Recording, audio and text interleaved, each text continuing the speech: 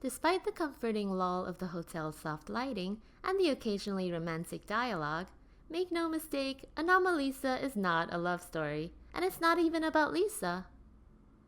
Anomalisa is apparently the story of a lonely, middle-aged man who discovers the inner beauty of an emotionally damaged young woman while on business trip, and several critics I've seen view him with a compassionate eye. Indeed, there are definitely universal human themes like loneliness and the chasm between the self and the other, but in this video, I want to focus on the darker, more insidious side of the coin. Anomalisa as the story of Michael semi-consciously exploiting Lisa's insecurities, because they present an opportunity for him to mold her to his liking, kind of like a modern Pygmalion and Galatea, the myth of the sculptor who fell in love with his own creation. Kind of narcissistic. The first thing we need to know about Michael is that he's an unreliable narrator. It's as if the hotel is the physical analogy of his troubled mind. This becomes apparent as the physical environment starts to warp according to his memories. You don't need more than a day for the zoo, it's just zoo-sized. Unreliable memories, of course, is one of the symptoms of the Fregoli Delusion, after which the hotel is named.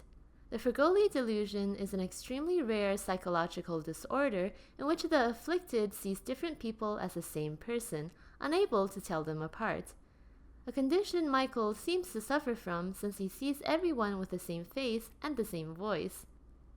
But does Michael actually have this disorder, or is he using the concept of mental illness as an excuse to treat others interchangeably? Bella calls him out on this. I think I might have psychological problems. Oh, good. That clears things up. Thanks. Do remember that Michael is an unreliable narrator, so the apparent sameness of the characters could very well not be how he visually sees them, but how he thinks of them.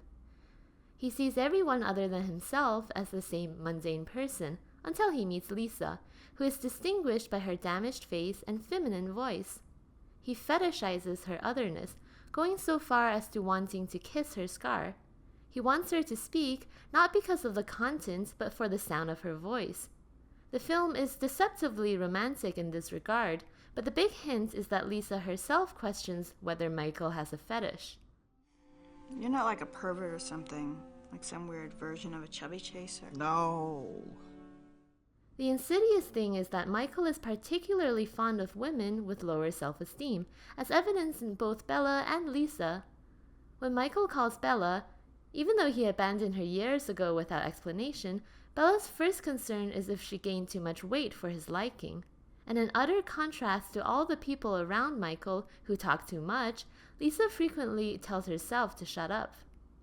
Shut up, Lisa. Shut up, Lisa! Shut up, Lisa. No, don't. The morning after, she's extremely accepting of Michael's criticism, and ironically, his criticism is that she's too controlling, which is obviously actually Michael's flaw. He's the controlling one because he's trying to eliminate what he perceives to be her flaws. Classic projection. Interestingly, Pygmalion's original motive for creating his sculpture was that he thought human women were too flawed. So he tried to find perfection in ivory. Likewise, Michael projects upon Lisa his idea of the perfect woman to satisfy his sexual needs after his encounter with Bella ends badly, indeed making a goddess from heaven out of Lisa. The goddess Aphrodite was so moved by Pygmalion's love that she made Galatea come to life, but there's no similar happy ending in Anomalisa. Immediately after Michael's needs are met, he discards Lisa as he once did to Bella. Lisa tells us that Anomalisa means goddess from heaven in Japanese, and her affinity for Japanese is a conscious link on the filmmaker's part between her and the antique doll that Michael purchases at the sex shop. There are so many parallels between Lisa and the doll that some speculate that they're actually one and the same, the human Lisa being Michael's fantasy. After all, they both have a scar on the right side of their face, both sing, and both have a female voice. But whether or not she's really the doll is irrelevant. As a product, the doll's imperative is to please the consumer, just as Lisa supplicates to Michael by trying to change herself and change her behaviors according to his liking.